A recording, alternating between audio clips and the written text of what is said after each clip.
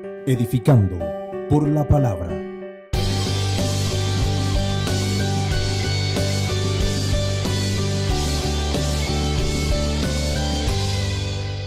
Disfruta de un programa diferente, donde siempre habrá un mensaje de esperanza, confiados de que todos los problemas tienen una solución, ya que vivimos la verdad que es Cristo. Disponte a disfrutar la palabra de Dios a través de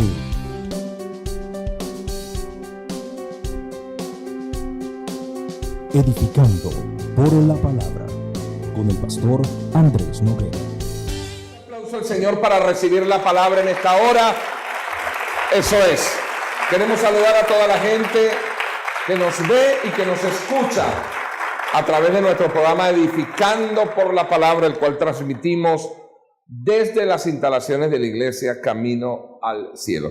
Hechos, capítulo número 23, leemos el verso número 11, solamente el verso 11, con la bendición de nuestro Dios, que es Padre, Hijo y Espíritu Santo.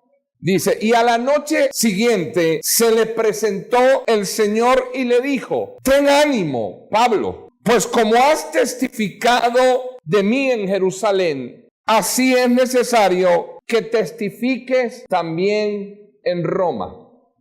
Padre, te doy gracias en esta mañana. Presentamos delante de tu presencia nuestras vidas. Ante ti venimos hoy a rendirte culto, a dar nuestra devoción hacia la persona de Cristo, a bendecir tu nombre y a recibir de ti todo lo que tú tienes preparado para nosotros. Las respuestas, la palabra que necesitamos para seguir por este peregrinar, por este transitar temporal en nuestra vida terrenal. Señor, gracias porque podemos evidenciar que tú estás con nosotros todos los días. A pesar de las dificultades, de las circunstancias y de los problemas, nosotros recibimos tu bendición, tu guía, tu compañía y tu dirección, y hoy venimos a agradecértelo y a darte toda la gloria y toda la honra en Cristo Jesús. Amén. He titulado este mensaje: ¿qué me es necesario? A manera de pregunta, Dios le va a dar la respuesta hoy a usted de eso. ¿Qué me es necesario? Y yo tenía la palabra, pero estuve muchas horas. Déjeme decirle que fueron casi 6 horas en devoción, orando a Dios y pidiendo a Dios cómo transmitir lo que Dios me había dado. Poder preparar este bosquejo, esta introducción. Una de las cosas que a lo largo de los años uno va experimentando es percibir el carácter de Dios cuando Dios quiere darte una palabra o cuando Dios te da una palabra. Tratar de captar el espíritu, el sentido correcto y no desviarse. De manera que el enemigo no te engañe aún con la palabra que Dios te pueda estar dando. Que no presentes un mensaje con una intención diferente a la intención que tiene Dios. Creo que es lo que más nos puede costar a nosotros. Porque Dios te puede dar un texto bíblico, Dios te puede dar una palabra. Y uno empieza: ajá, Señor, pero ¿qué es lo que tú quieres transmitir?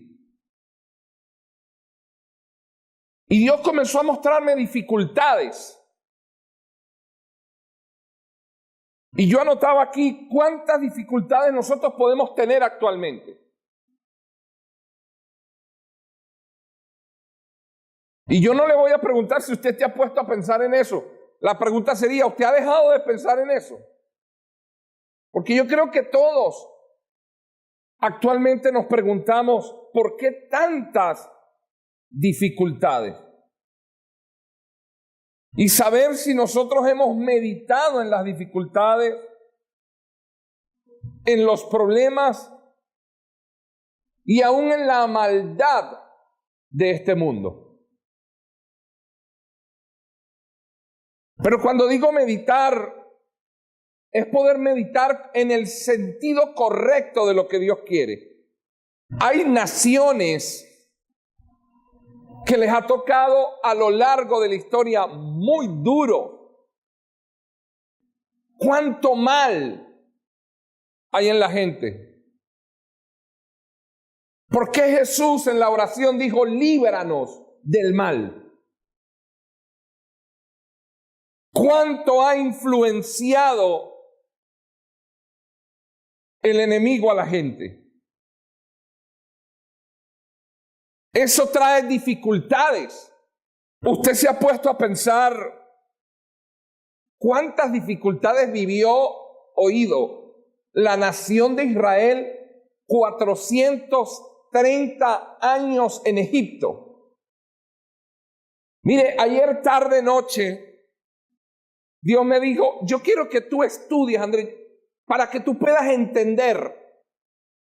Yo quiero que tú estudies lo que hacían los hebreos en Egipto cuando eran esclavos.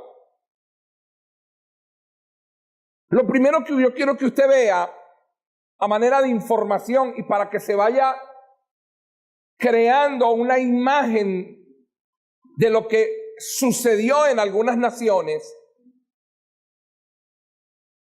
hubo 4 generaciones de esclavos.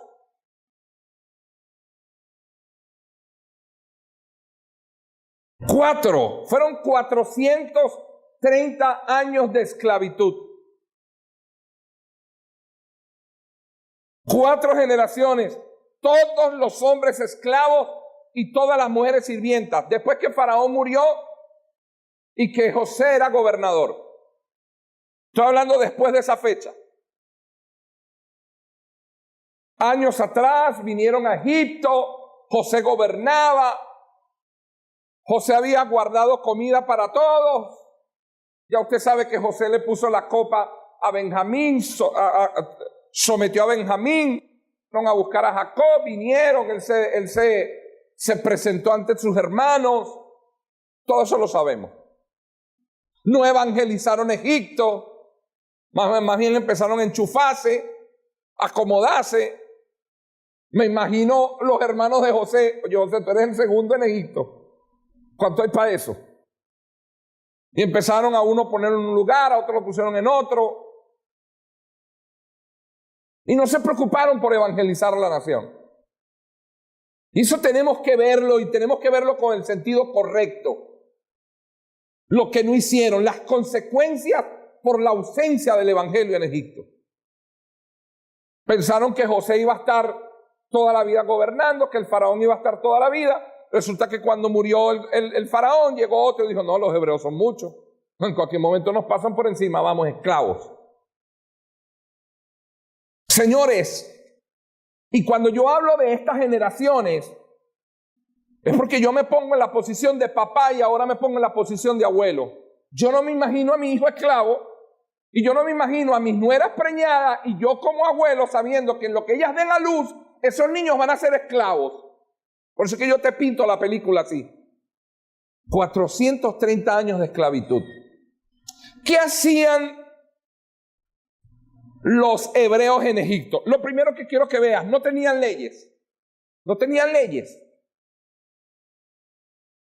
Pastor, ¿y qué pasa con eso? Bueno, que no va a haber una ley, ¿de qué se van a defender si no hay ley? O sea, ¿a dónde van a ir? ¿A qué fiscalía? ¿A qué tribunal? ¿A qué consejo comunal van a ir? ¿A qué jefatura? ¿A qué parroquia?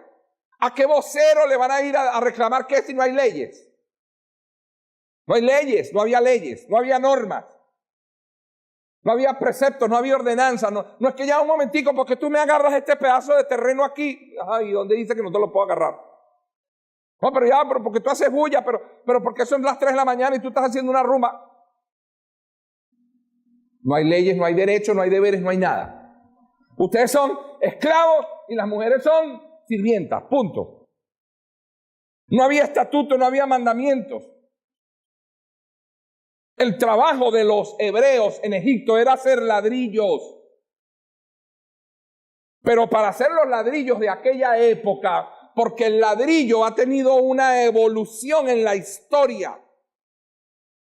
Pero el ladrillo de aquella época era amasar la tierra con los pies. Ellos necesitaban amasar la tierra. Le daban tierra y agarraban agua y ellos empezaban con los pies a amasar la tierra.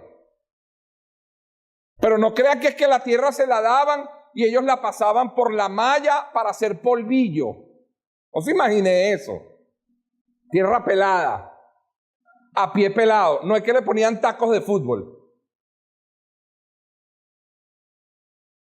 Y hasta que no lograban hacer barro, no podían con las manos formar los ladrillos. Fueron los primeros ladrillos que se vieron en aquella época. Luego los ponían a cocer en el sol. Ese era el trabajo de ellos. Oído. Tal cual. No era hacer una cola de 1 hora para que te den 2 canillas. No te estoy hablando de eso. Estoy hablando de todo el día. En la noche, ahí dándole a la tierra con los pies, para después, teniendo el barro amasado,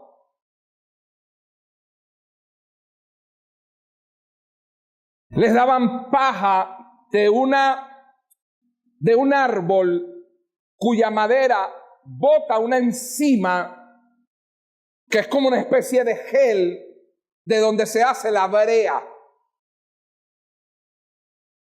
Pero cuando la paja, las tiras de este árbol soltaban esa enzima, que se conoce como la brea, les era más fácil amasar.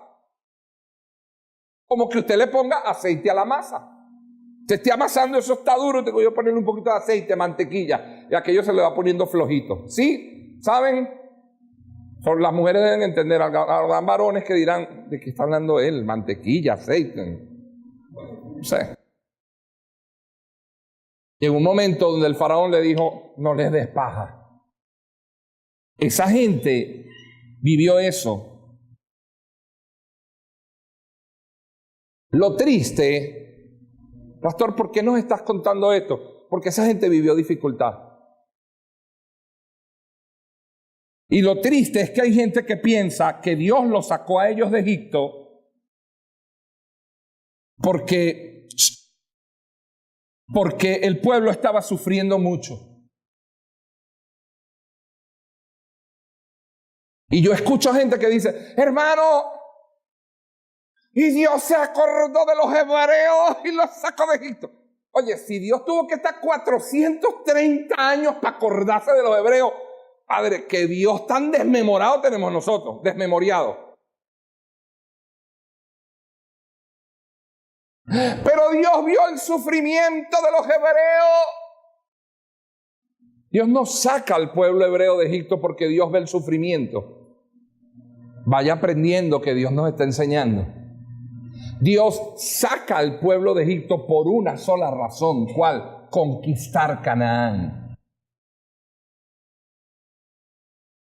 Y si tú no entiendes esta palabra, tú vas a seguir en Egipto sufriendo con dificultades, esclavo de muchas cosas, porque no has entendido que Dios no se mueve por lástima, que Dios no se mueve por llantos, que Dios no se mueve a lo largo de la historia. Dios no se ha movido porque es que me da cosa, que cuando Dios se mueve es porque hay en nosotros un espíritu con Él en comunión, donde llegó el momento de la conquista.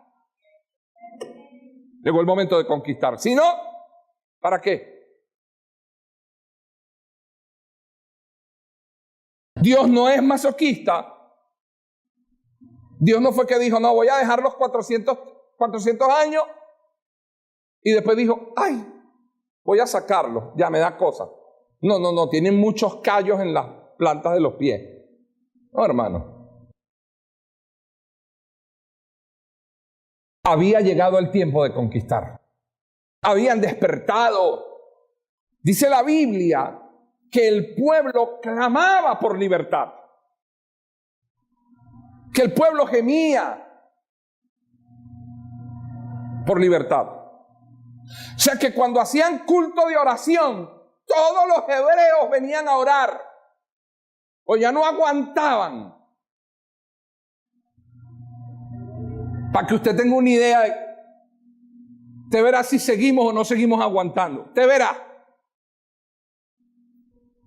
Todos a una sola voz gemían. Y dice que eso llegó a la presencia del Señor. Existen 3 plataformas conquistadas por el enemigo. 3. Y va por una 4ª. Porque él sabe que la mesa tiene 4 patas. Él tiene conquistada 3 plataformas. Va por la 4ª. Estas 3 plataformas que tiene conquistadas producen el desastre y producen las dificultades en las que ahora nosotros vivimos. Y actualmente se está añadiendo una más. Es necesario que usted las tenga claras, las tenga identificadas. Estas plataformas son, primero, la cultura. Segundo, la política. Tercero, la economía.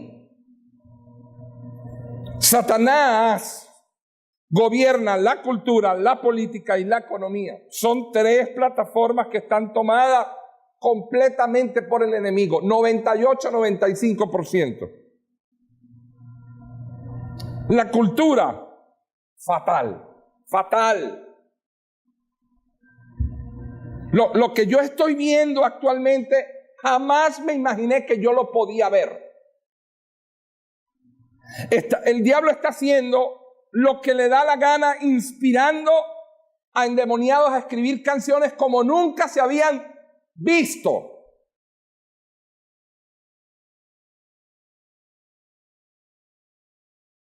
El género que sea. Aquí el problema no son los géneros, aquí el problema son las letras. Pero el problema no es la letra. Bueno, eso no es el problema no es la letra, el problema es escuchar a nuestros hijos cómo repiten las letras. Sin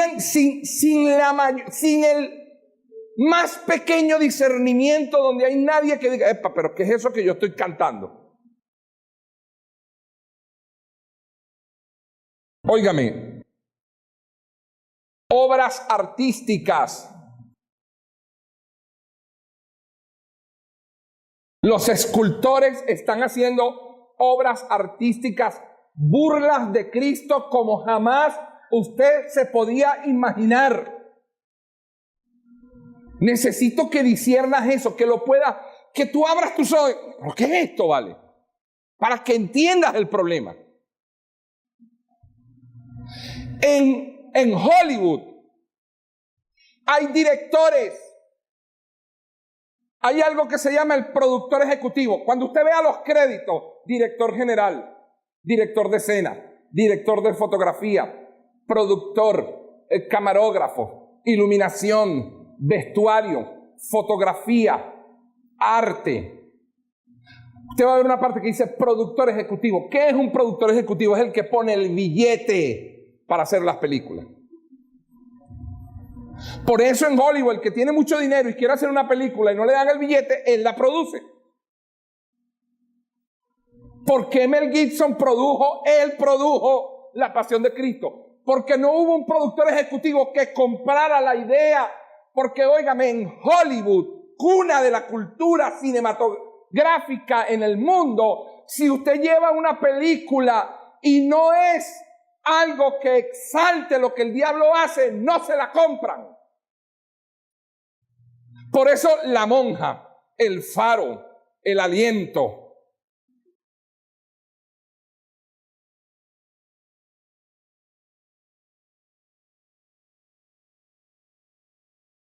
Tiene que ser algo que provoque tiniebla, que meta susto, que dé miedo. Y la gente dice, ay, ¿y a ti te da miedo? No, es que a cualquiera le da miedo, tratan con las emociones, con el estado anímico, pero ¿qué quiere el enemigo? Que tú tengas miedo. Ese es el trabajo de él. El trabajo del enemigo es que tú tengas miedo, que tú vivas en el miedo. Es satánico. Óigame, eso es la cultura. Las canciones que hoy en día nosotros escuchamos, las imágenes que hoy en día nosotros vemos, el mensaje subliminal. 90% de los gobernantes en el mundo están seducidos por el enemigo a través de prácticas de hechicería, de ocultismo. El 90% de los gobernantes a nivel mundial consultan chamanes, brujos, hechiceros, consultan el tarot, las cartas, los caracoles, consultan los astros, consultan adivinas, consultan brujos, consultan paleros. El descaro más reciente lo vimos ahorita en Latinoamérica. La posesión del presidente de los Estados Unidos de México, Andrés Manuel López Obrador. En su proclamación hicieron rituales de brujería, hicieron rituales de hechicería, de chamanismo, se invocaron muertos, lo hizo público.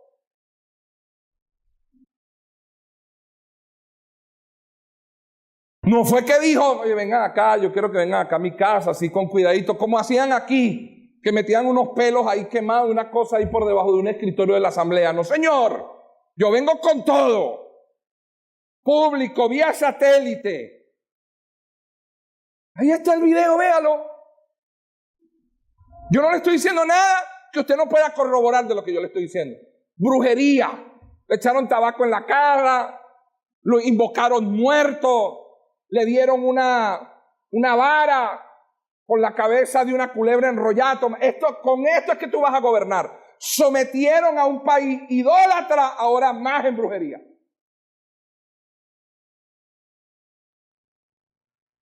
Vamos a ver qué hace Coco,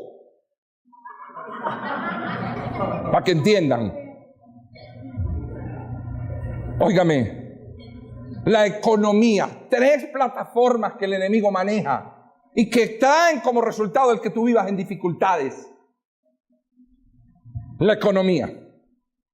La economía está cada vez, dígalo, está cada vez peor. Peor. Mira el dato que yo le traigo. ¿Usted sabía que los países en desarrollo, cuáles son los países en desarrollo? El tercer mundo. ¿Cuál es el tercer mundo? Suramérica.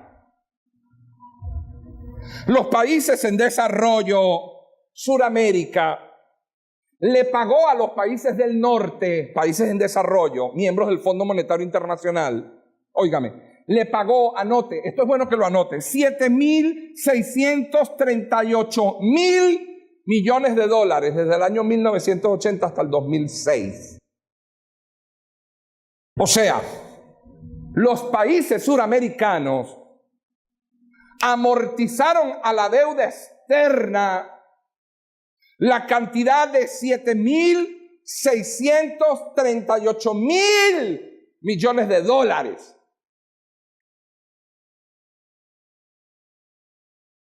Desde 1980 hasta el 2006. ¿Cuánto? 7.638.000 millones de dólares. Pero cuando comenzaron a amortizar la deuda en el año 1980, ¿sabe cuánto debían? Debían 619.000 millones de dólares. Y en el 2006, cuando habían pagado 7.638.000 millones de dólares, pidieron el saldo.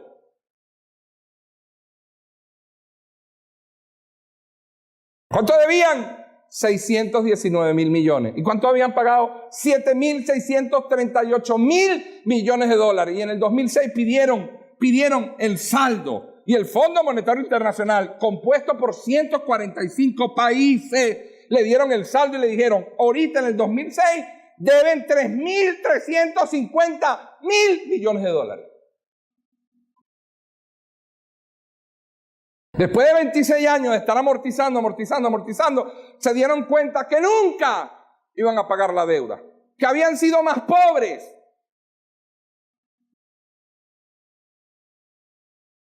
Porque le prestaron para que salieran adelante y le quitaron lo que le habían prestado y lo poquito que les quedaba.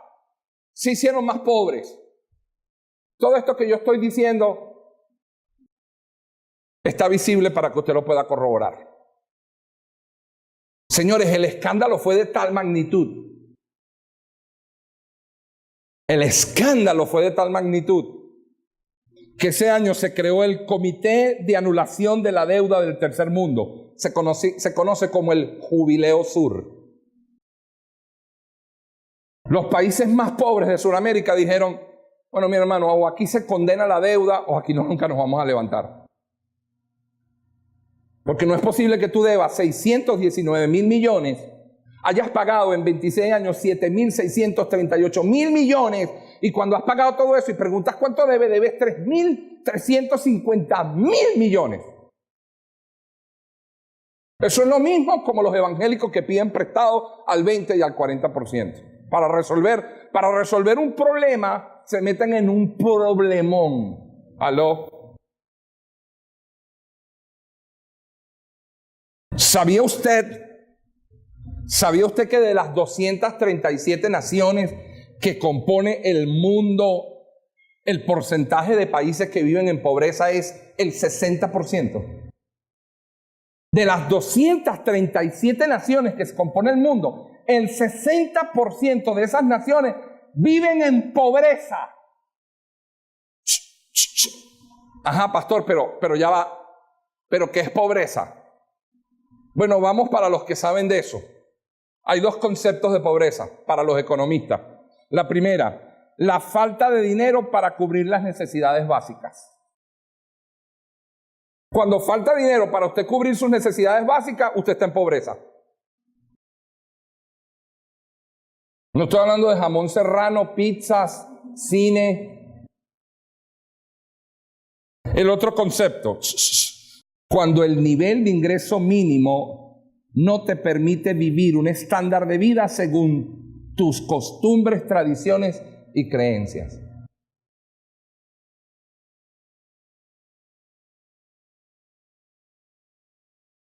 Este año decidimos comprar cachitos y meterle pasas. ¿Viste, Giancarlo? Te paso ese dato. Compras cachitos, le metes pasas y ese es el pan de jamón.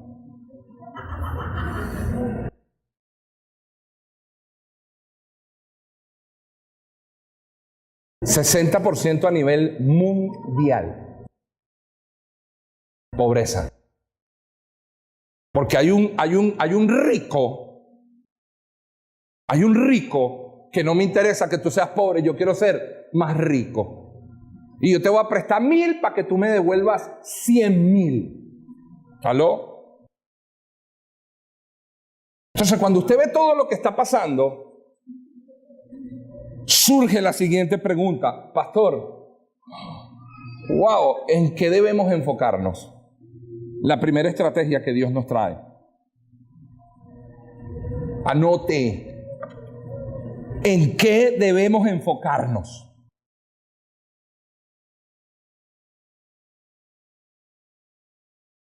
Entonces, la respuesta de Dios, lo primero, ¿qué es lo que realmente es importante para nosotros? Porque si usted no se enfoca, y este es el grave problema, si usted no se enfoca, usted no va a poder entender lo que realmente es importante de todo lo que está sucediendo. Y necesitas saber qué es lo realmente importante, uno, para no desenfocarte, para no desviarte, para no confundirte y para no ser engañado. ¿Por qué Satanás ha logrado conquistar la cultura, la economía, la política y actualmente busca la cuarta, la educación. No te imaginas los índices de abandono de primaria y de bachillerato que hay. No te lo imaginas. No tienes ni la menor idea.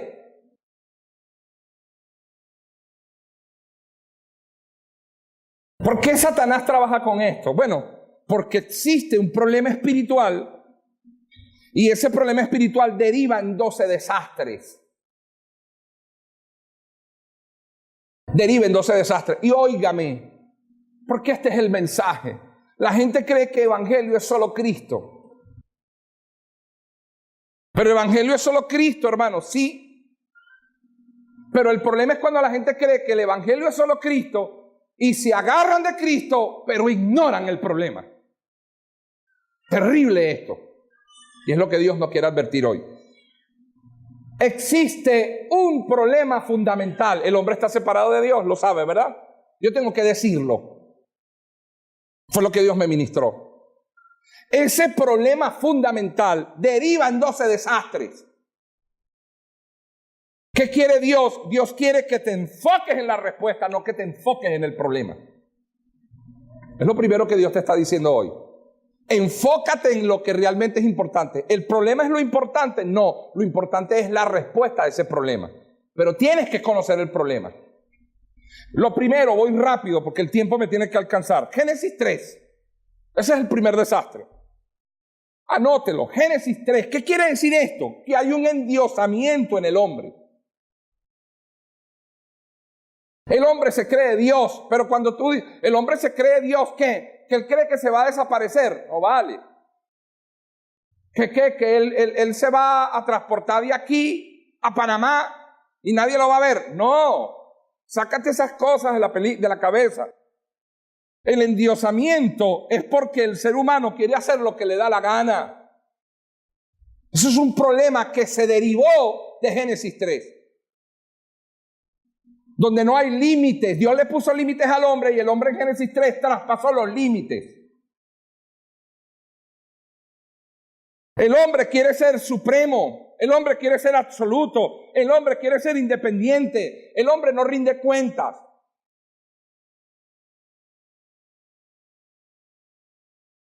No se vaya a molestar conmigo con lo que voy a decir. Ore a Dios y que Dios le confirme. No se moleste conmigo. Pero cuando un país fuera de Venezuela quiere intervenir y meterse en los asuntos internos del país, eso es un problema de 3.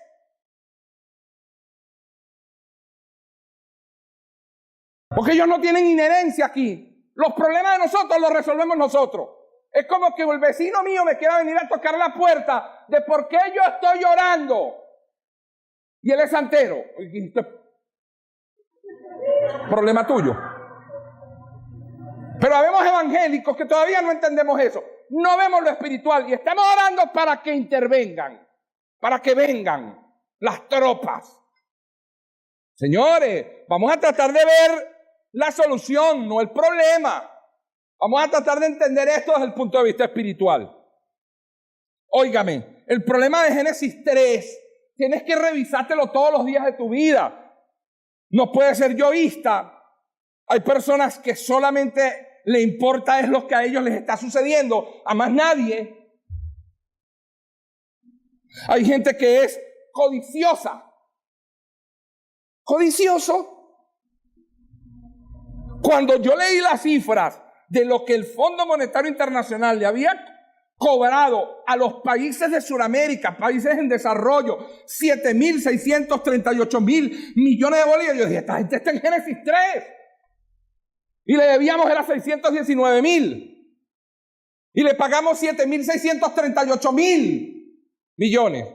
Y cuando le habíamos pagado 7.638.000 millones, le debíamos 3.350.000 millones. Pero Génesis dice, y ella vio que era codiciable, que era agradable. Eso es un problema de Génesis 3. Génesis 6.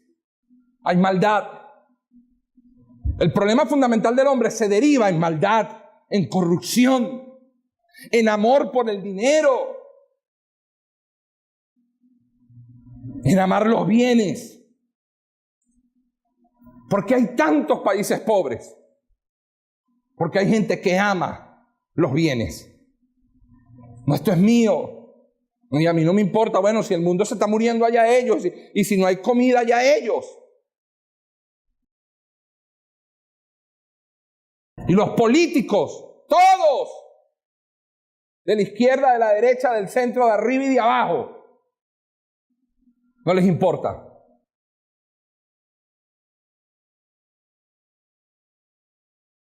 No les importa.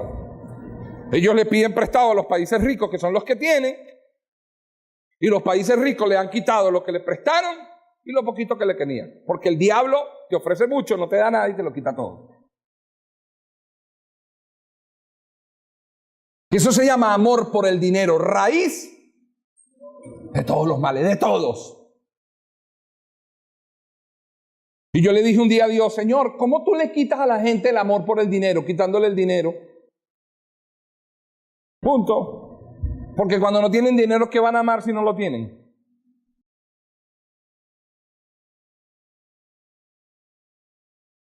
Los gobernantes, dijo Jesús, se enseñorean de las naciones. El otro problema, ¿cuál es? ¿Cuál es el otro desastre que deriva el problema fundamental del hombre y que nosotros lo tenemos que ver, percibir? Génesis 11, fama, popularidad, reconocimiento, éxito, la necesidad de hacernos un nombre, de ser populares. Óigame, hoy el enemigo sigue usando los más altos niveles de popularidad, pero ya metió los bajos. Hoy en día el enemigo usa el Salón de la Fama, pasa por el libro Guinness de Records. Hoy hay premios, reconocimientos. Hoy en día vemos los Grammy, los Oscar, el Billboard, hasta llegar a tu Instagram. Porque hay gente que no se ha dado cuenta que todo el tiempo está revisando a ver cuántos contactos, cuántos links me dieron y cuántos me están siguiendo. Y yo oigo evangélicos que dicen, ya yo tengo 2,000 amigos en Facebook. Uy, ya eres famoso. Lo que te falta es el penthouse de la Torre de Babel, más nada. Y no se dan cuenta. A mí no, ¿qué te interesa a ti cuántos amigos tienes y cuántos te están siguiendo y cuántos links? No te desenfoques. Dios nos llamó a nosotros fue a predicar el evangelio para detener estos desastres, hermano.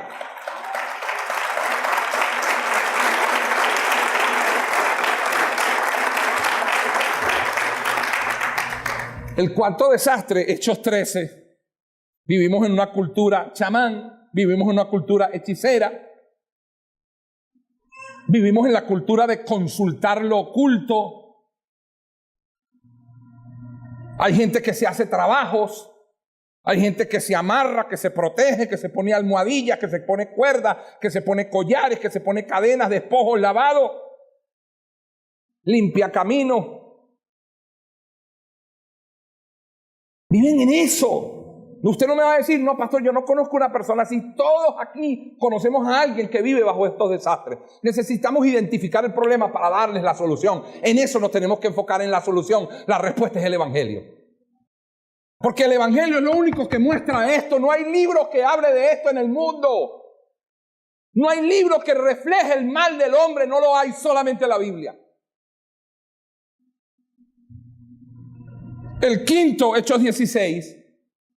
¿Cuál es el desastre que nos muestra Hechos 16? Que vivimos bajo una cultura de adivinación, de la buena suerte, de echarnos las cartas, leernos el tabaco, leernos los caracoles, leernos el cipo.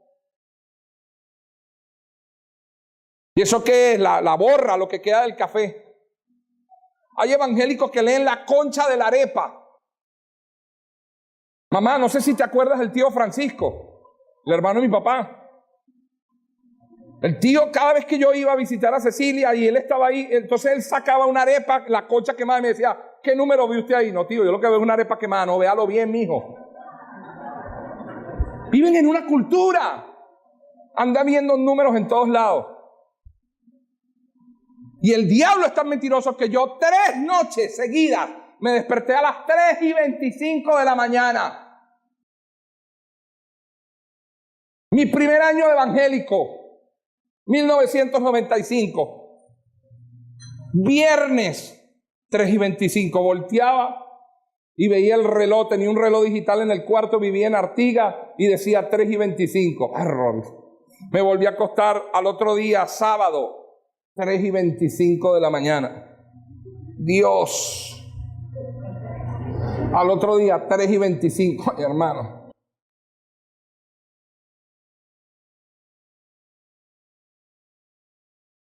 Dios mío. Eso me pasó como a finales de noviembre. Y en Artigas, donde nosotros vivíamos, ponían rifas de triples. Y estaban rifando equipos, rifando televisores, rifando. Y yo pasaba, yo decía, ¿tienen el 3:25? El hombre me decía, lo tenemos libre. Y yo decía, Dios, tú me estás hablando, Señor. Y yo no te estoy echando cuentos. Yo sé cómo trabaja el diablo, porque conmigo ha trabajado bastante. Lo que pasa es que ya te conozco, diablo. Yo, ¿será que los juego? No los juego, Dios mío. Oye, pero 3 días. Porque la Biblia dice, de cierto os digo, te digo. Cada vez que el Señor decía 3 era confirmación. Me paré los 3 días a las 3:25. Hablé con un hermano y me dijo, no, vale, no, Andrés, no caigas en eso, es una malicia del diablo. Cuando revisé el reloj, eran las 3:25 de la madrugada. Y el reloj tenía una alarma, lo habían puesto a esa hora. Porque se había ido la luz. Y después cuando la luz llegó, entonces arrancó la alarma a las 12. Se puso a las 3:25 y yo me despertaba, era porque yo no oía el... Y el de la alarma sonaba por 1 minuto. Me imagino que empezaba a sonar a las 3:24 y al minuto de tanto uno oír... Cuando yo abría los ojos, eran las 3:25. Entonces vivimos bajo esa cultura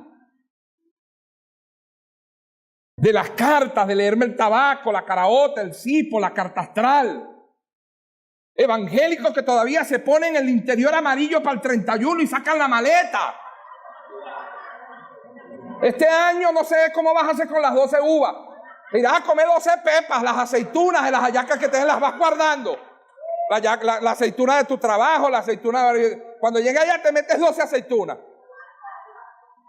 Entonces hemos vivido en esa cultura, pero la Biblia me enseña que yo he vivido bajo esa cultura y que eso es el engaño del enemigo, para creer que todo lo que me sucede tiene que ver con la suerte, con la superstición, con que la suegra me miró feo. Siempre te va a mirar feo.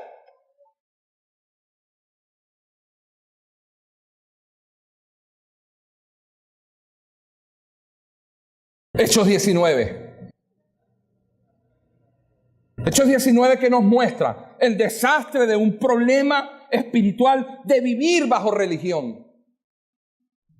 Y el enemigo te quiere engañar haciéndote creer que el evangelio es tu religión, no tu estilo de vida, no tu modo de vivir, no la vida misma, sino que tú veas el evangelio como una religión. Los ídolos, las creencias, los ritos, las costumbres.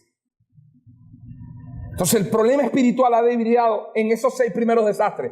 Los segundos 6 desastres son los problemas del estado del no creyente, guiados por el maligno, haciendo la voluntad de su padre, los deseos de su padre, siendo homicidas y mentirosos desde el principio.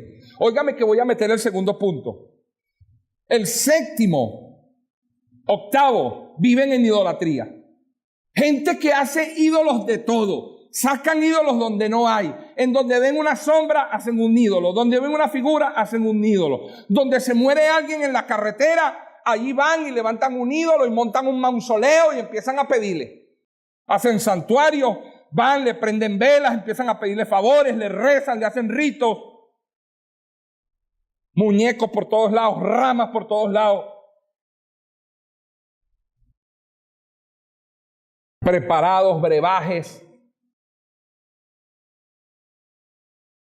El noveno desastre, las enfermedades físicas. Pero enfermedades físicas producto de ¿qué? De demonios, de maldiciones, de estrés. Gente que se enferma por la falta de paz, por la ansiedad, por la angustia, por el miedo, por la zozobra. Gente que le colapsan los nervios porque perdieron toda su confianza en el Señor, porque no tienen la respuesta. Unos porque no la tienen y otros porque la tuvieron y la perdieron. Enfermedades mentales, locuras, esquizofrenias, suicidios, bipolaridad.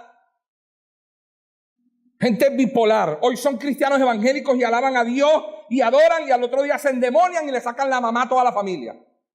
Son bipolares. ¿Y a su nombre? Santo, perdónenme los bipolares. No es como ustedes, hermano. Es que Dios me dijo que pusiera eso. Pero hoy son evangélicos y adoran y alaban. Y al otro día, bum, bum, bum, bum. ¿Eso qué? Eso es bipolaridad espiritual. Porque por una misma fuente no pueden salir dos aguas. Traspasan. Los problemas generacionales los traspasan a sus generaciones. No se dan cuenta. Entonces, si ella es de mal carácter, el hijo es de mal carácter. Si él es de mal carácter, el hijo es de mal carácter. Si ella es encarada, el hijo tiene que ser encarado. No, chicos, Señor, reprenda al diablo. Nada de eso. Yo no tengo el espíritu de Malula. Lo último, el último desastre, viven bajo una condenación. Entonces, eso es el desastre producto del problema. Pastor, ¿qué hacer? Ver lo realmente importante que es el Evangelio. Necesito que te enfoques hoy, porque se van a acrecentar las dificultades por ausencia del Evangelio. Enfócate hoy. La respuesta es el Evangelio. La respuesta a todos los problemas que usted está viendo es Cristo. Y el enemigo va a buscar las 1001 formas o maneras de que usted se enfoque en el problema y no que te enfoques en lo que realmente es importante, que es el Evangelio. Que veas el problema, que veas el problema, que veas el problema, que veas el problema. No nos vamos a enfocar más en el problema, vamos a enfocarnos en la solución. La solución es el Evangelio. Esta gente necesita Evangelio. Estas personas necesitan el Evangelio. Necesitamos cada vez más medios de comunicación. No abandonar los medios de comunicación. Necesitamos cada vez más presencia del Evangelio en la radio, en la televisión. Anoche salió el programa de nosotros. Oye, yo espero que los evangélicos lo estén apoyando. Pero ¿quién va a ver el programa suyo a las 10 de la noche si yo no tenía para comer? Te estás enfocando en el problema, no te estás enfocando en la solución. Enfócate en la solución. ¿Por qué la gente descuida tanto los darabán? ¿Por qué hay gente que ha descuidado los discipulados? ¿Por qué hay gente que ha dejado de asistir a los servicios de la iglesia? ¿Por qué? ¿Cuál es la respuesta?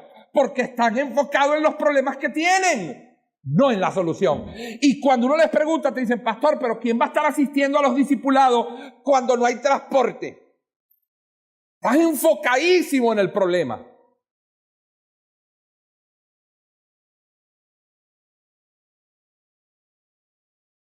Yo me imagino a los discípulos, vayan por, Señor, restaurarás el reino de Israel en este tiempo. Nos toca a vosotros saber los tiempos y las sazones que el Padre puso en su potestad, pero recibiréis poder cuando haya venido sobre vosotros el Espíritu Santo, pensaréis testigo en Judea, Samaria, y hasta lo último de la tierra. Señor, y tú nos vas a pasar para eso, y tú nos vas a comprar un avión para nosotros ir. Señor, vamos a tener camellos de jet. ¿Dijeron eso? No. Esto es lo que tú nos vas a mandar a hacer, vamos a hacerlo. Lo segundo, Dios mío, cuando Dios me mostró esto, yo dije, wow, Señor. Lo segundo, no puede ser parte del problema.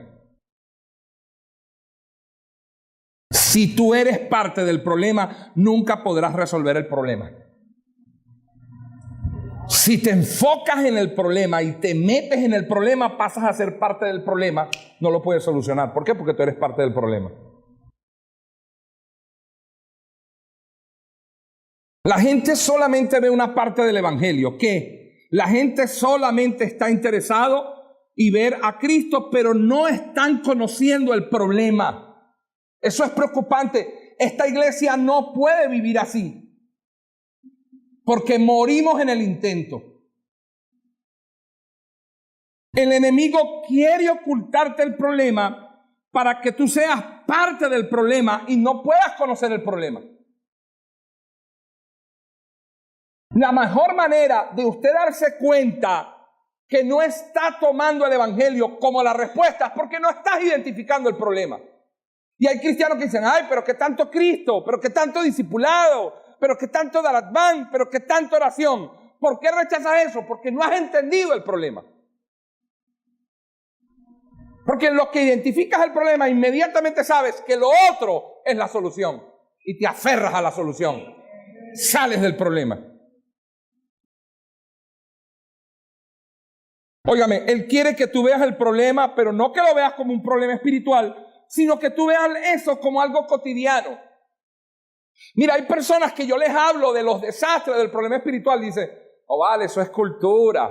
Lo que pasa es que nosotros, en nuestros ancestros, nosotros siempre hemos leído las cartas, eso es muy normal. Y hoy en día hay gente que se lee la mano. Y acuérdate que tú tienes aquí una M muy grande, esto es matrimonio.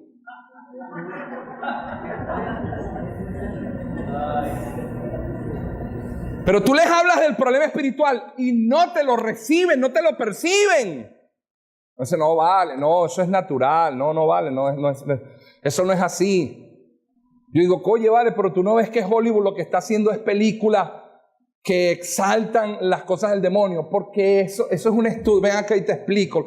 Lo que pasa es que tú no sabes de eso, varón. Mira, hay una escuela de arte a nivel internacional. Lo que pasa es que cuando ellos reciben la cifra, porque tú tienes que entender lo que es la taquilla. O sea, si yo te explico que la inversión por el Producto Interno cuando tú divides es, oye, ¿cómo te explico, vale? No lo entienden. Por eso cuando les presentan la respuesta, es como que tú no sepas que tienes un candado cerrado y yo te dé la llave. Si Yareli no sabe que tiene un candado cerrado y yo le doy la llave, cuando yo le doy la llave, ¿qué va a hacer esto? Cuando a usted no se le ha perdido una llave y alguien viene y le dice a usted, hermano, esta llave, ¿qué hace usted? Ni la ve. Usted dice, esta llave no es mía. Pero lo que usted llega y se da cuenta que la llave se le perdió, empieza, pastor, ¿usted se acuerda hoy en la mañana en el culto cuando usted me dijo la llave? ¿Usted sabe dónde está esa llave? ¿Qué le pasa, hermano? ¿Qué pasa con la llave? Pastor, la llave, esa era la llave de mi casa que dice que me quedó la mantequilla. Ese es el mejor ejemplo. Cuando tú no sabes cómo se resuelve el problema, cuando te dan la solución, no lo tomas. Por eso es que nosotros no podemos predicarle a la gente Cristo si no le hablamos del problema. Necesitamos hablarle a la gente del problema. Y en la segunda estrategia que Dios nos está dando, tú no puedes ser parte del problema. El evangelio no es para que tengas una religión. El evangelio es para que conozcas el problema espiritual y sepas que la respuesta es Cristo y la resuelvas. ¿No? Ese es el evangelio. El pastor Ryu dijo en un mensaje, cuando yo estaba allá, ¿de qué me sirve tener las llaves de todo, pero no sé cuáles son los candados, ni cuáles son las cerraduras? ¿Para qué me pueden servir las llaves? Ahí está. Ahí está. Yo tengo la respuesta. Sí, pero no sé cuál es el problema. Usted no tiene idea de para qué sirven las medicinas, pero eso sí, en mi casa, miren, en mi casa hay antibióticos, hay antialérgicos, en mi casa hay Loperan, hermano, mire, yo tengo aspirina, yo tengo esto, yo tengo aquello. Usted tiene una caja de medicamentos y uno le dice, hermano, ¿para qué es esto? No sé, ¿para qué le sirve si no sabe? ¿Para qué le sirve todo ese pastillero? Yo sé para qué le sirve, para tener la gaveta de la cocina medio abierta, porque ya no caben las pastillas. Pero no sabes para qué son las pastillas. Entonces necesitamos saber para qué es Cristo la respuesta para resolver este problema de cultura, de política, de economía, de idolatría, de hechicería, de adivinación, de ego, de ser yo. Lo más importante.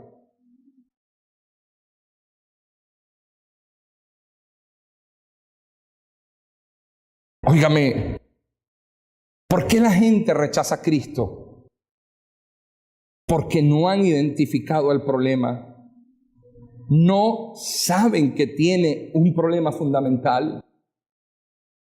Creen que es normal y que son situaciones que les tocó vivir. Y yo te quiero decir hoy algo, yo te quiero recordar esto. No es normal que tú sufras por tu marido y que tú sufras por tus hijos. Eso no es normal. Esa es la sentencia de Génesis 3:16. Esa es la consecuencia de la separación de Dios con Dios. Esa es consecuencia del pecado original. Pero hoy te digo que ya tú no estás bajo sentencia, ya tú no estás separada ni separado de Dios, tú estás bajo pacto de Génesis 3:15. No veas eso normal.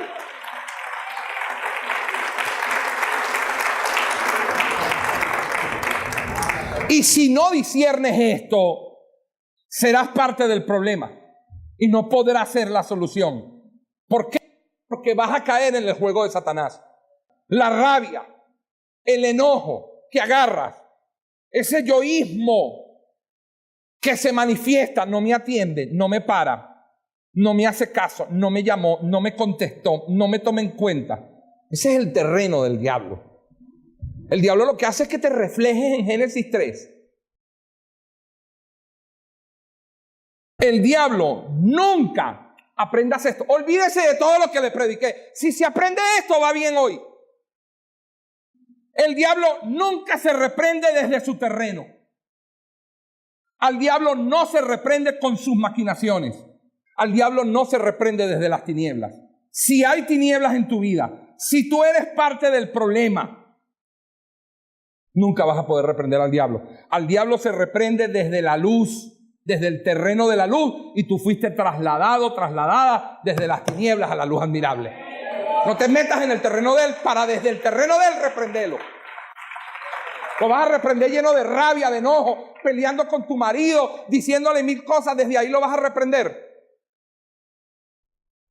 ¿Qué le pasa, hermana? Que él ya no me atiende, él ya no me llama, él me abandonó, él se fue. Porque él lo que ama es la plata, es lo que está pendiente de sus negocios. Él está en Génesis 6 y tú en 3.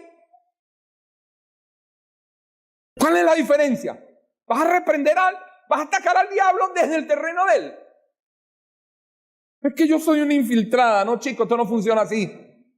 Óigame, tus armas, las que tienes ahora, son más poderosas en Dios para la destrucción de fortaleza. No caigas en el terreno del enemigo. No compitas con Satanás. Con Satanás no se compite. Tú estás bravo, yo también. Tú eres orgulloso, yo también. Tú no me paras, yo tampoco te paro. No compitas con el diablo. La Biblia dice que al diablo se resiste firme en la fe, y de vosotros huyad en el nombre del Señor.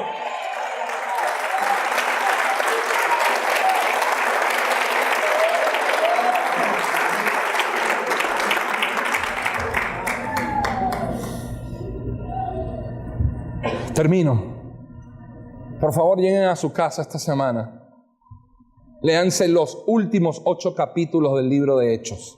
21, 22, 23, 24, 25, 26, 27 y 28. Libro de los Hechos. ¿Qué van a ver ahí?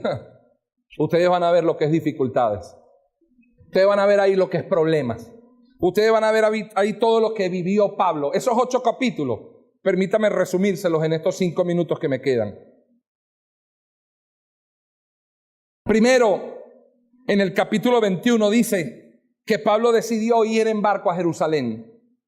Cuando llegaron a Tiro, camino a Jerusalén, allí estuvieron 7 días y se juntaron con unos discípulos. Lo primero que dice la Biblia en el 21 es que los discípulos le dijeron a Pablo: por el Espíritu Santo no te conviene ir a Jerusalén. De allí se fueron a Cesarea. De Tiro pasaron a Cesarea y llegaron a casa de Felipe el evangelista. Estando allí en casa de Felipe el evangelista, que tenía 4 hijas que eran profetisas, bajó un profeta llamado Agabo.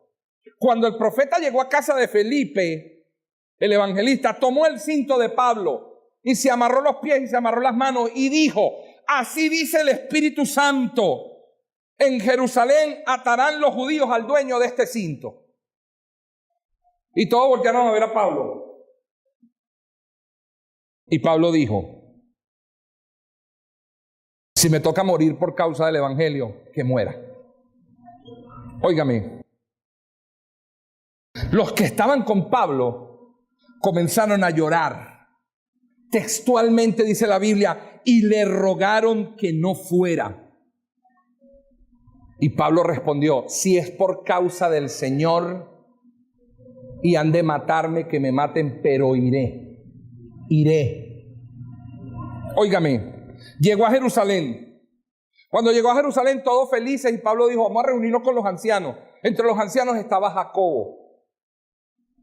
Cuando llegaron a casa de los ancianos, Jacobo lo agarró y le dijo, mira, oye, he sabido la conversión de los judíos, he sabido que has estado predicando por ahí, nos ha llegado la información.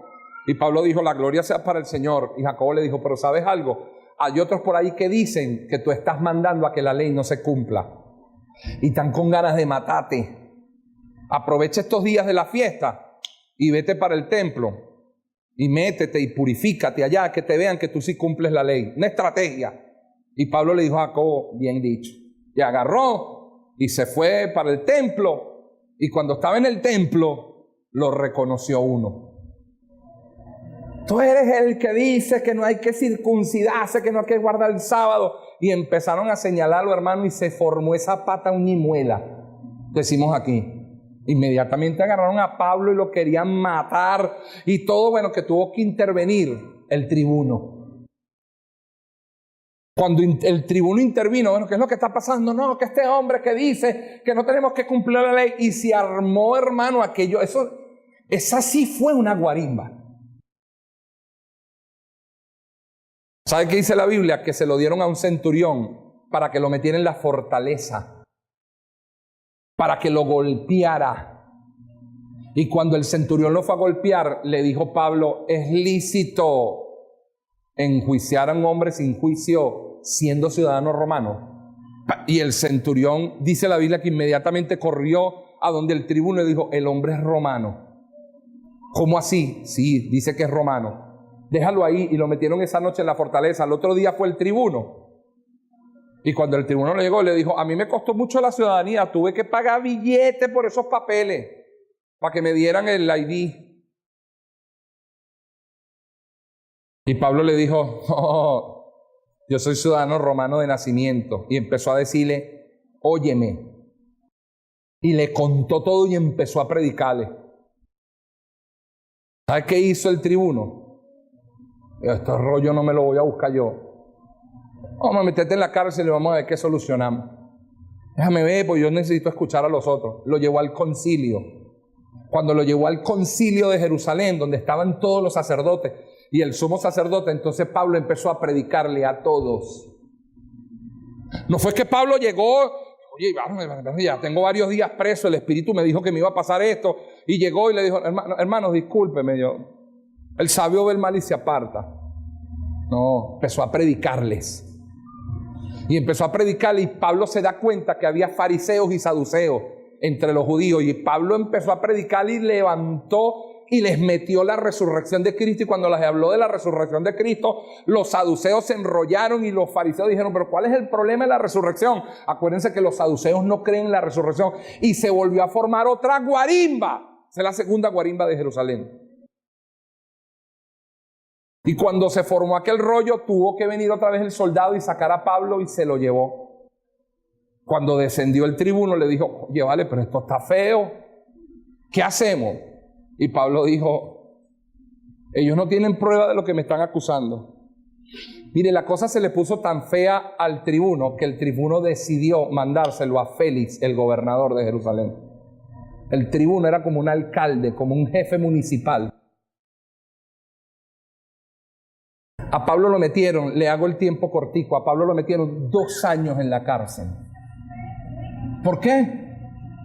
Porque tú fuiste el que provocaste ese disturbio ahí, tú eres el guarimbero. 2 años lo metieron en la cárcel. ¿Usted sabe qué hacía Pablo en la cárcel? Predicaba el evangelio. A los 2 años de Félix ser gobernador y de Félix haber escuchado lo que Pablo había predicado, dice la Biblia que hubo cambio de gobernador y llegó otro. Por aquí tengo el nombre de él. Este hombre se llamaba Festo.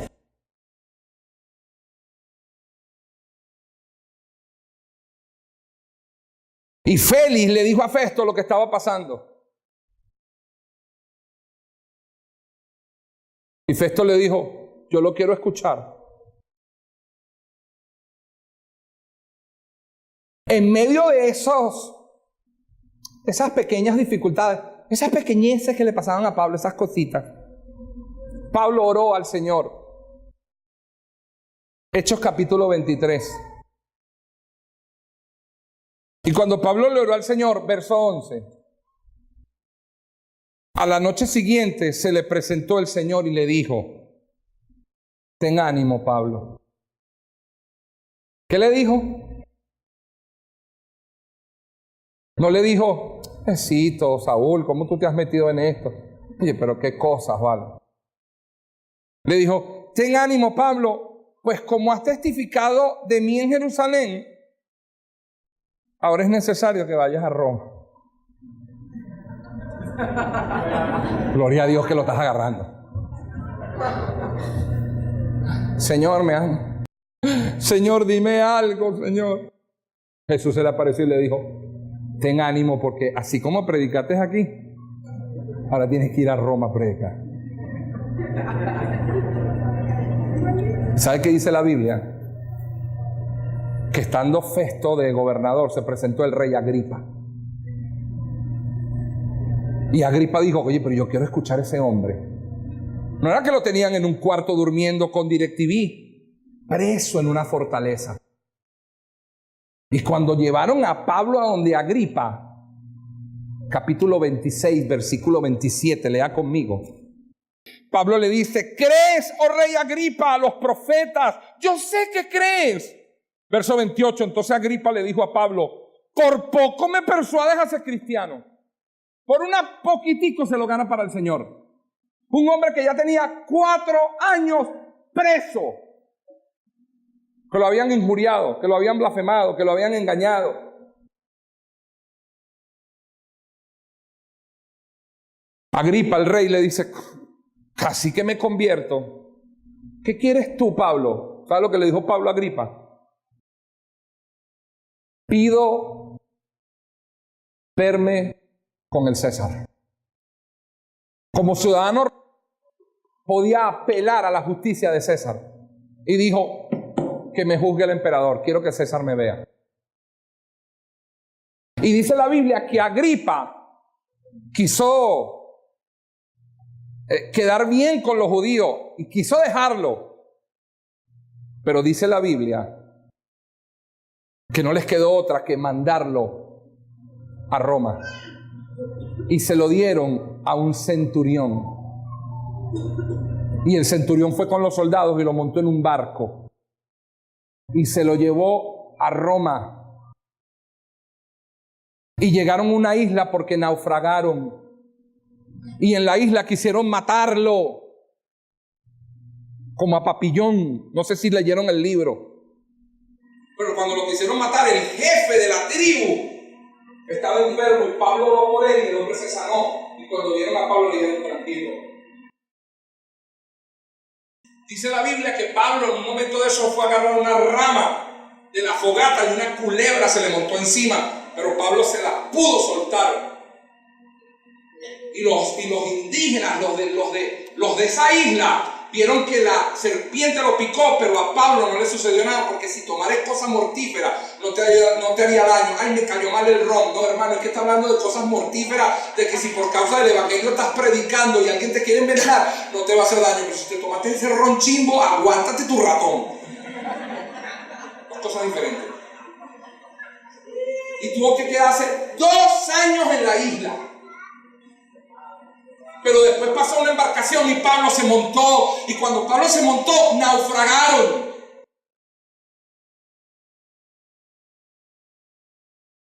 Y antes de que el barco se destrozara, los soldados dijeron: matémoslo y nos lanzamos al agua. Y Pablo tuvo que orar. Y Pablo tuvo que predicarle esto: tranquilo, que el Señor me mostró que vamos a ir para Roma. Aquí nadie se va a morir. ¿Y sabe qué dice la Biblia, capítulo 28? Que llegaron a Roma. Y que cuando llegaron a Roma, Pablo testificó del Señor. ¿Cuál es la tercera respuesta en medio de los problemas?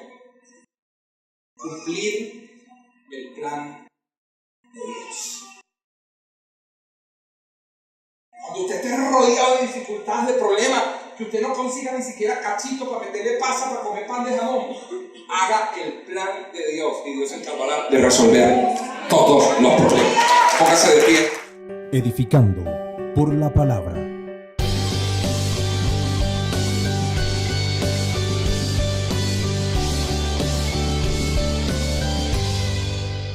Disfruta de un programa diferente, donde siempre habrá un mensaje de esperanza, confiados de que todos los problemas tienen una solución, ya que vivimos la verdad que es Cristo. Disponte a disfrutar la palabra de Dios a través de